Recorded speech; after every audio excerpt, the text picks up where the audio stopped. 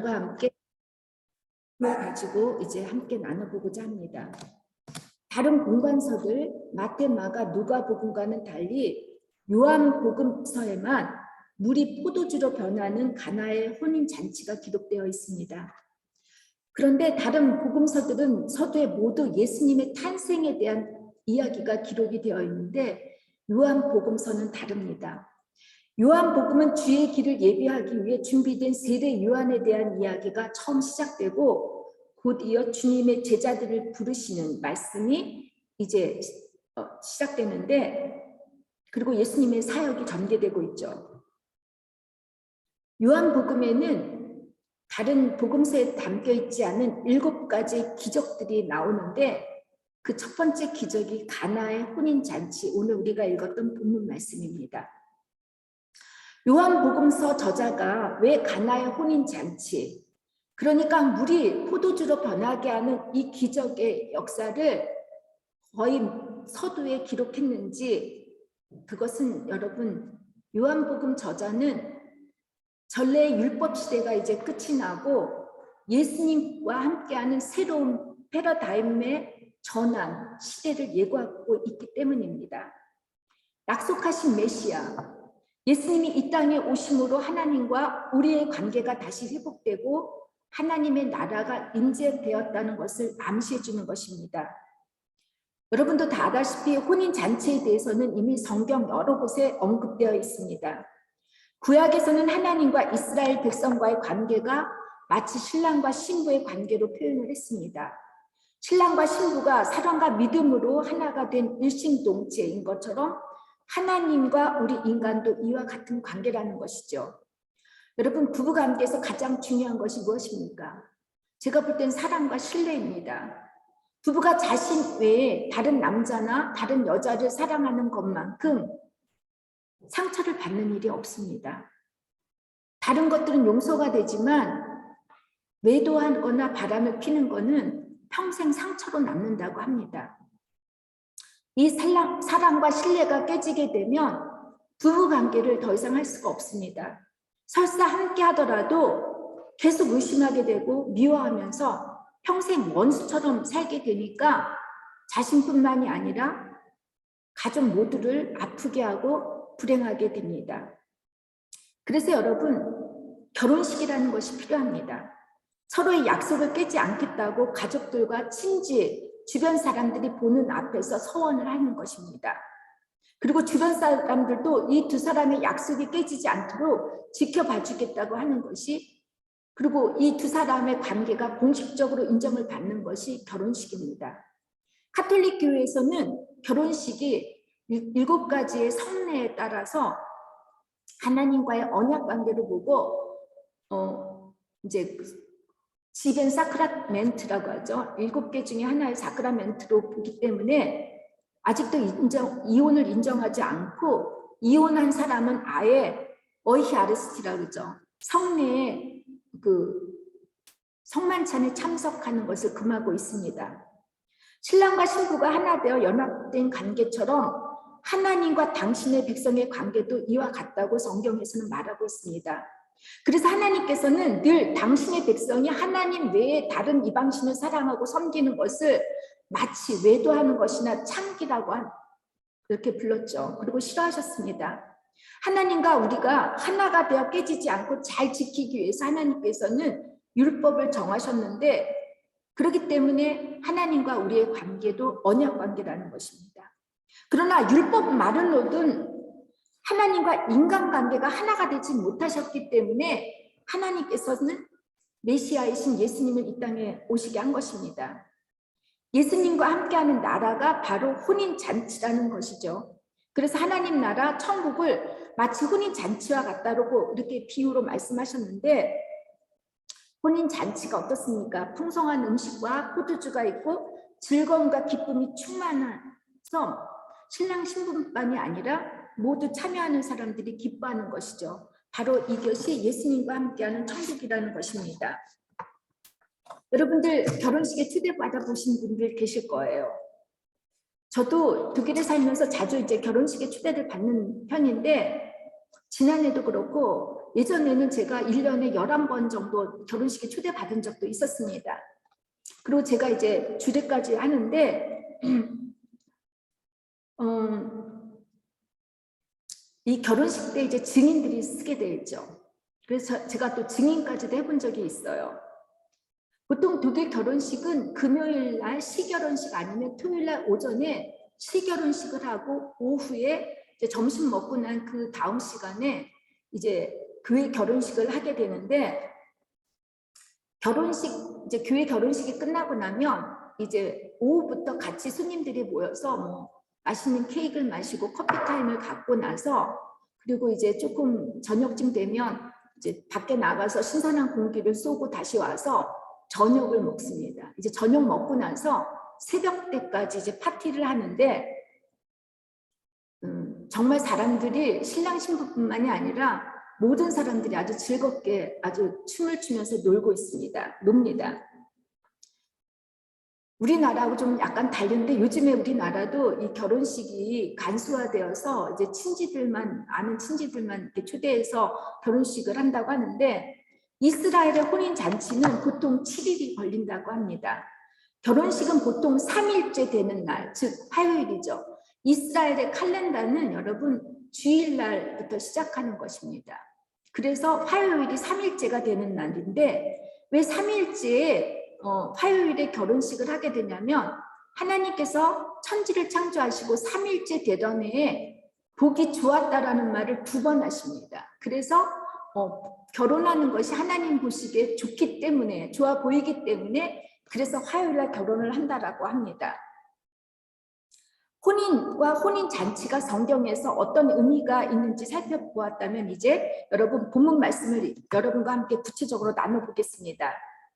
가나의 혼인잔치에 어떻게 해서 물이 최상급 포도주로 변할 수 있게 되었는지, 빈 항아리에 물을 채우는 종들의 순종을 통해 우리가 해야 할 순종은 무엇인지, 한 사람의 순종이 나뿐 아니라 나와 더불어 사는 가족과 교회 공동체 그리고 주변 사람들에게 어떤 영향을 미치는지 생각해 보면서, 여러분 각자가, 그것도 저 또한 주님의 음성을 듣는 데서만 멈추는 것이 아니라 깨달아야 되겠죠. 깨닫는 것에 멈추지 말고 순종을 해야겠죠. 순종을 다짐하는 그런 새해의 첫 주일 예배가 되었으면 합니다. 무엇보다도 여러분, 저는 이 말씀을 12월 달에 이제 고민하면서 기도를 했는데, 아마 우리 교회에게 또 여러분 모두에게 최상급의 포도주로 변화되는 역사를 주님께서 이뤄주실 것이라고 믿게 됩니다. 믿습니까? 그래서 여러분 각자가 오늘 말씀을 듣고 최상급의 포도주로 변하는 놀라운 역사를 경험하시기를 주님의 이름으로 축원합니다. 본문 말씀 1절과 3절에서 말씀은 갈릴리 가나에 혼인잔치가 있었는데, 마리아뿐 아니라 예수도 그리고 그의 제자들이 혼인잔치에 초대를 받았습니다. 근데 여러분 포도주가 떨어졌다고 합니다. 모두가 즐겁고 기쁘게 파티를 하는 혼인잔치에 분위기를 최고조로 바꿔주는 것이 이 포도주인데, 포도주가 다 떨어졌다는 것입니다. 그런데 포도주는 본질적인 것은 아니에요. 결혼식의 본질적인 건 신랑과 신부죠. 이 본질적인 것이 있긴 한데, 이들을 기쁘게 해주고 손님을 기쁘게 해주는 포도주가 다 떨어졌다는 것입니다. 10절에 보니까 주님의 기적으로 변화된 포도주를 마신 사람들이 저마다 이렇게 좋은 포도주가 어디서 났느냐며 먼저 좋은 포도주를 내놓고 손님들이 취했을지 좋지 않은 포도주를 내놓는데, 어떻게 된 것인지 신랑에게 말을 하는 장면이 나오는데, 신랑은 거기에 대한 더 언급이 없습니다. 이것이 오늘 본문 말씀에 참 놀라운 건데, 신랑이나 신부의 얘기가 전혀 언급되어 있지 않습니다. 혼인잔치에 포도주가 다 떨어져 축제의 분위기가 깨질 수 있듯이, 여러분 우리 인생에도 우리를 기쁘고 행복하게 해주는 그 무엇이 순간적으로 떨어질 수 있다는 것입니다. 혼인잔치에 초대된 손님처럼 여러분 모두 아무 근심 걱정하지 않고 기쁘고 즐겁게 인생을 누리고 행복하게 살고 싶지 않습니까? 교회 공동체 생활도 마찬가지죠. 남편은 아내가, 아내는 남편이, 부모는 자녀에게, 자녀는 부모님이 각자 원하고 바라는 대로 걱정 없이 잘 살기를 바라죠. 교회 안에서도 내가 원하는 목사, 내가 원하는 교인들과 함께 서로 사이좋게 지내고 아무 문제 없이 은혜를 나누기를 원합니다. 그런데 포도주가 떨어진 것처럼 혼인잔치의 분위기가 깨지는 일이 일어날 수 있다는 거예요. 분명히 혼인잔치를 준비했던 사람들은 신랑 신부는 물론 즐겁고 기쁜 혼인잔치가 되기 위해 음식이며 포도주 등 혼인잔치 전에 이미 손님 숫자에 맞춰서 잘 계획을 짜고 숫자를 잘 맞췄을 텐데 이렇게 준비를 잘했는데 포도주가 떨어졌다는 것입니다. 온전히 행복한 삶을 살기 위해 멋진 계획을 세우고 최선을 다해 살려고 하지만 뭔가 부족한 것이 있게 되고 다 이루게 부족한 그 무엇이 여러분 찾아오게 되어 있습니다. 그런데 여러분 우리는 늘 1%의 부족함 때문에 99%의 가진 것을 감사하지 못할 때가 참 많습니다. 그리고 누리지 못할 때가 많습니다. 1%의 부족함이 100%의 만족함과 충만함을 채우지 못하는 경우들이 참 많습니다. 예를 들어서 제가 겨울이면 저는 캐시미어 그 스웨터를 잘 입습니다. 그게 가격은 비싸더라도 저한테는 그게 너무 이게 몸에 맞고 따뜻해서 그래서 제가 이 캐시미어 스웨터를 잘 사는 편인데 한 번은 제가 제 옷장을 환기를 시키지 않았었습니다. 그리고 좀약을 놓는데도 불구하고 그 용도가 약했는지 한번 캐시미어 옷을 입으려고 하니까 구멍이 난 거예요. 그 비싼 옷에 구멍이 조금 난 걸 보니까 다른 이 가운데 났으니 아마 꿈에도 이게 티가 나지 않습니까? 다 망쳐버려요. 이 구멍, 작은 구멍 하나 때문에 그 캐시미어의 가치가 다 떨어진다는 것이죠. 여러분 모두가 열심히 살고 있어요. 행복한 가정을 이루려고 하고 경제적인 안정을 누리고 집도 살려고 하고 통장에 어느 정도 돈도 저축해서 이렇게 살려고 노력해요. 근데 여러분 항상 그렇게만 되겠습니까? 구멍 나는 일들이 있습니다. 자녀들이 속을 썩인다든가 갑자기 건강을 잃어버린다든가 또 직장 그렇게 열심히 일하고 노력을 했는데 어느 날 배신을 당하죠. 너가 더 이상 필요 없다라고 이런 포도주가 떨어지는 사건이 우리 인생에서 일어납니다. 이때 예수의 어머니가 예수님께 포도주가 떨어졌음을 알립니다. 신랑 신부도 가만히 있는데 마리아가 나서서 예수님께 이 상황을 알려주는 거예요. 근데 예수님은 뭐라고 하시죠? 정작 여자여 나와 무슨 상관이 있느냐고 내 때가 아직 이르지 아니하였다라고 이렇게 아예 관심을 보이지 않습니다. 만일 제가 어머님 입장에서 우리 아들이 저한테 이렇게 얘기를 했다면 화가 올라오고 재수 없는 놈아 하고 제가 되게 섭섭해하고 이런 섭섭한 감정이 며칠 갔을 거예요. 그렇지 않을까요? 그런데 마리아는 예수님의 말씀에 아랑곳하지 않습니다. 그리고 하인들에게 예수님께서 무슨 말을 하든지 그대로 하라고 하십니다. 극성 엄마처럼 보이죠. 그런데 여러분 여기엔 깊은 뜻이 담겨 있습니다. 마리아는 자신에게 일어난 일이 아니었습니다. 남의 일입니다. 그럼에도 불구하고 자기 일처럼 여기는 사람이었습니다. 모른 척해도 될 일이고 적당하게 넘어가도 될 일인데 그녀는 혼인잔치의 신랑과 신부 거기에 참여한 손님을 생각하고 그 분위기가 깨지는 것을 원하지 않았습니다. 예수님이 그리고 단지 자신의 아들이 아니라 하나님의 아들임을 믿었기 때문에 그녀는 예수님보다 한 발 더 앞서서 주님이 예수하기 전에 이미 하인들에게 예수님이 하라고 하시는 그대로 하라고 일러줍니다. 여러분 이것이 믿음입니다. 때론 주님이 나에게 아무 상관없다는 듯 무관심하면 몰라라 하시는 것처럼 느껴질 때가 있습니다. 열심히 신앙생활을 했는데도 주일 예배도 빠지지 않고 열심히 참석하고 봉사도 많이 하고 헌금도 기도도 열심히 했는데 하나님께서는 나의 기도를 들어주지도 응답하지도 않는 것처럼 섭섭한 마음이 들 때가 있습니다. 여러분, 하나님을 믿는 사람 중에서 의외로다가 하나님께 상처를 받았다고 하시는 분들이 꽤 많습니다.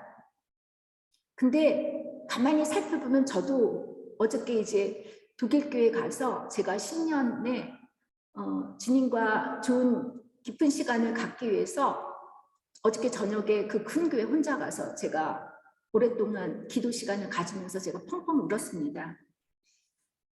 왜 하나님께서 내가 이렇게 열심히 살았는데 왜 나한테만 많은 것을 요구하실까 하는 그런 마음에 제가 이제 펑펑 울고 기도를 하는데,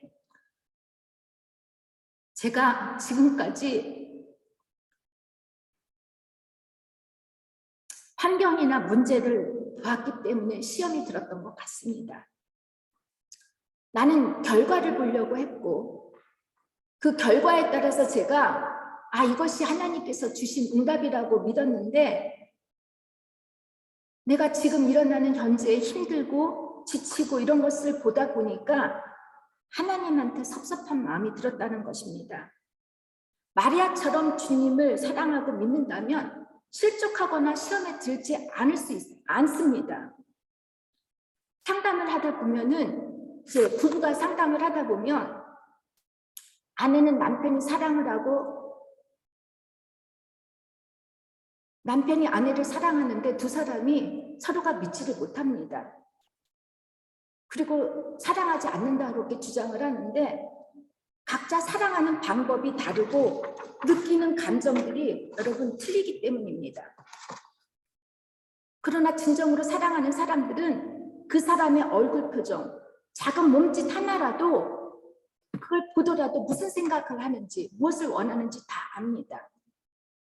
예수님께서 당신의 때가 아니라고 하지만 마리아는 예수님을 믿었습니다. 아들이어서 믿고 함부로 한 것이 아니라 예수가 하나님의 아들임을 믿고 객관화한 거죠. 예수님만이 이 문제들을 해결할 수 있는 분이라고 믿었던 것입니다. 아무리 풀리지 않는 문제가 있더라도 포기하지 않고 끝까지 주님을 믿고 기도를 하시는 여러분이 되시기를 주님의 이름으로 부탁을 드립니다.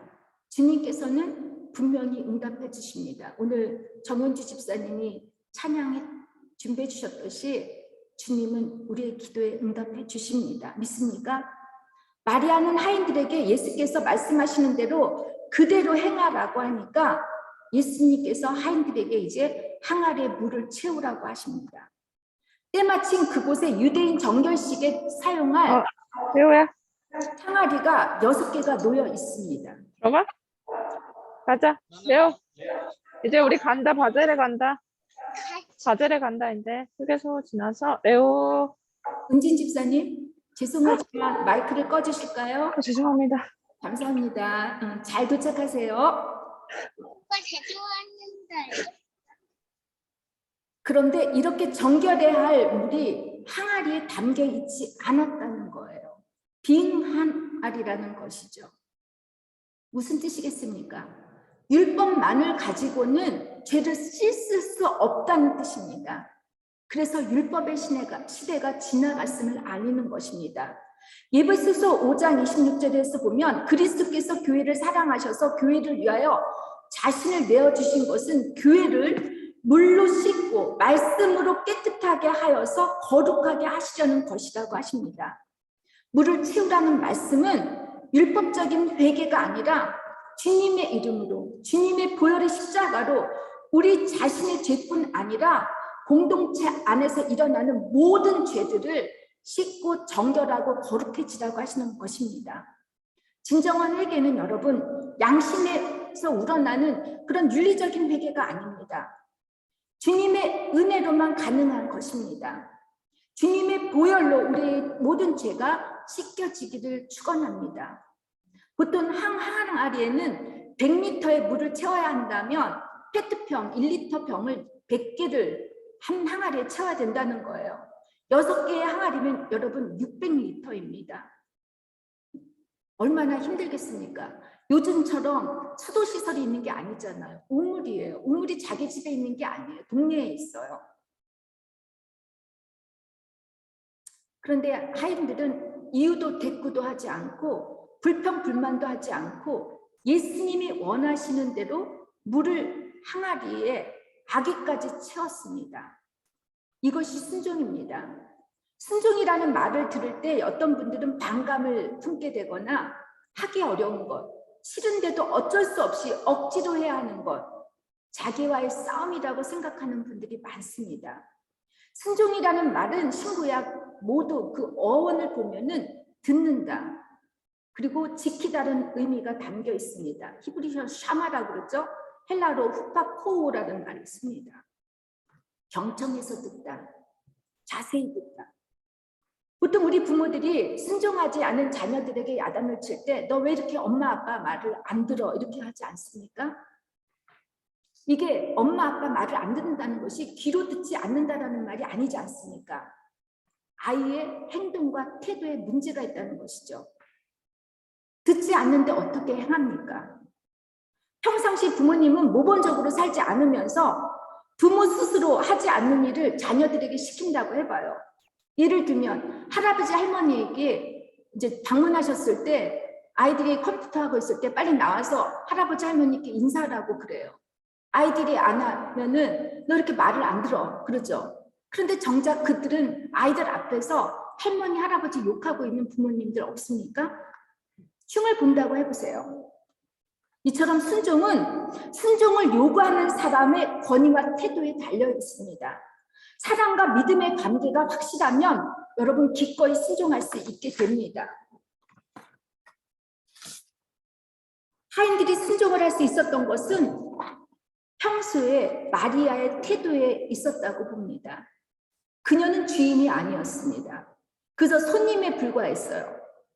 그녀의 평소의 말과 행동이 얼마나 많은 사람들에게 선한 영향을 미쳤는지 신뢰할 만하기 때문에 또 이 마리아가 사랑을 베풀었기 때문에 이 하인들이 순종할 수 있었다라는 것이죠. 그리고 항아리에 물을 채우라고 했을 때 하인들은 알았을 거예요. 그녀를 위해서 물을 채우라는 것이 아니라는 것을 알았다는 것이죠. 여러분, 누군가 여러분에게 악한 일을 요구하는 것은 순종이 아닙니다. 또 무서워서 자기 목숨이 손해가 될까 봐 억지로 하는 것은 순종이 아닙니다. 우리가 하나님 말씀에 순종할 수 있는 것은 하나님을 향한 믿음과 사랑 때문에 기꺼이 할 수 있는 것입니다. 여기서 우리가 잊지 말아야 할 것이 있습니다. 바로 하인들이라는 말입니다. 하인. 노예, 종이죠. 뒤에서 얼마든지 궁시렁궁시렁 할 수 있어요. 근데 하인 한 사람을 말하지 않아요. 여기 하인들이라고 하는 복수를 사용했어요. 한 사람의 순종이 아니라 하인들 복수로 순종했다는 것입니다. 한 사람이 순종을 하느냐 안 하느냐 이것은 쉬울 수 있는데 다수가 한 마음으로 순종을 했고 그 뒤에 궁시렁거리지 않았다는 것은 여러분 놀라운 일입니다. 모두가 같은 생각과 같은 마음으로 예스하기가 쉽지 않습니다. 특히 민주사회에서는 더욱더 그렇죠. 다른 것은 몰라도 공동체 안에서는 긍정적인 생각보다는 부정적인 생각들이 쉽게 공동체를 무너뜨리는 경우가 많습니다. 어떤 계획이나 의견에 찬성이냐 반대냐 이것이 아닙니다. 찬성을 하는 게 순종이고 반대하면 불순종이 이렇게 생각하면 안 됩니다. 반대와 찬성 안에 정말 하나님을 향한 사랑이 공동체를 향한 사랑이 내가 담겨 있는지 그리고 내 믿음의 상태가 어떠한지를 내가 돌이켜봐야지만 반대를 해도 그 반대가 사람들에게 선한 영향을 미칠 수가 있는 것입니다. 여러분, 목사의 잘못에도 목사를 개인적으로 사랑한다고 해서 또 목사를 좋아한다고 해서 목사를 따르는 것이 순종이 아닙니다. 여러분, 순종을 할 때는 나무 하나를 봐서는 안 됩니다. 전체 숲을 봐야 합니다. 하인들 모두가 한 마음으로 물을 항아리에 채웠는데 아기까지 채웠다는 것입니다. 대충 채울 수도 있었어요. 건의의 신뢰와 사랑이 밑바탕이 되니까 스스로 항아리 아기까지 물을 채웠다라는 것이죠. 하인들이 물을 깃는 일은 사실 하인들에게는 일반적인 일일 수 있어요. 그러나 이들은 그 일반적인 일들을 특별한 일들로 받아들였다라는 것입니다. 왜냐하면 예수님의 말씀을 믿었기 때문입니다. 아무리 별 볼 일이 없고 중요한 일이 아니라고 생각해도 하나님 말씀이면 특별하게 생각하고 받아들이는 것이 여러분 믿음입니다. 그리고 순종입니다. 그 흔한 일이라 할지라도 하나님의 뜻이라고 믿고 순종하면 그 일들이 특별한 일이 되는 것이고 그 특별한 일 속에 기적의 역사가 일어난다는 것입니다. 순종은 또한 나 한 사람의 은혜를 경험하는 것이 아닙니다. 많은 사람들에게 은혜를 끼치며 기쁨을 나눠줍니다. 하인들이 물을 항아리 아기까지 채워서 연회장에게 갖다 주라는 주님의 말씀에 순종했을 때 하인들은 가장 놀라운 경험을 하죠. 선물을 받죠. 그게 뭐예요? 제일 먼저 포도주로 변한 기적을 경험했다라는 것입니다. 그리고 많은 사람들이 최상급의 포도주를 마시면서 놀라워하고 기뻐하는 것을 이 하인들은 직접 보았다라는 것이에요. 여러분, 사랑하는 사람들이 내가 요리한 거를 먹고 막 기뻐하는 거 보면 기분이 정말 좋습니다. 내가 하찮은 일을 특별한 일로 내가 이렇게 했는데 그 사람이 그것을 특별한 일이라고 생각해서 기뻐한다면 여러분 얼마나 순종하는 사람이 기뻐하겠습니까? 하인들 모두가 항아리에 물을 채우라는 순종을 함으로써 그들은 예수님의 첫 번째 표적을 경험할 수 있는 현장 목격자가 될 수 있었고 사람들의 기뻐함을 보며 자신들의 결정이 옳았다고 흐뭇하다고 행복하다고 볼 수 있었을 것입니다. 여러분, 물이 포도주로 변한다는 것은 물리적 변화만을 의미하는 것이 아닙니다. 예를 들면 물과 소금물이 합치면 어떻게 되죠? 소금물이 되죠. 근데 물질 상태가 변한 것이 아닙니다. 본질이 변한 것이 아닙니다. 우리들 가운데도 그래요. 신앙생활을 오래 하고 열심히 했고 그런데 인격이 변하지 않고 성품이 변하지 않고 고집이 변하지 않고 그런 분들 많지 않아요? 자신들이 변하지 않는 성품과 성격들이 이 공동체에 오게 되면 공동체가 어렵게 됩니다. 시험에 빠뜨릴 수 있게 합니다. 여러분, 물이 포도주로 변하는 것은 물리적 반응이 아니라 화학적인 변화입니다. 물 H2O라고 하죠. 수소와 산소로 구성된 화학 물질입니다. 이 두 기체를 유리병에 담아서 보통의 조건에 둔다면 수백 년이 지나도 물방울을 볼 수 없다고 합니다. 화학 반응이 천천히 일어나기 때문이라고 해요. 그러나 화학 반응을 빨리 일어나기 위해서 여기에 열을 가하면 여러분 금방 수증기가 일어나게 되어 있습니다. 수소와 산소가 결합하려면 여러분 분자 상태에서가 아니라 원자 상태에서 충돌을 가해야 된다는 거예요. 여러분이 잠깐 센티멘탈해서 잠깐 내가 오늘 말씀에 감동받아서 그래서 변하는 게 아니라는 거예요.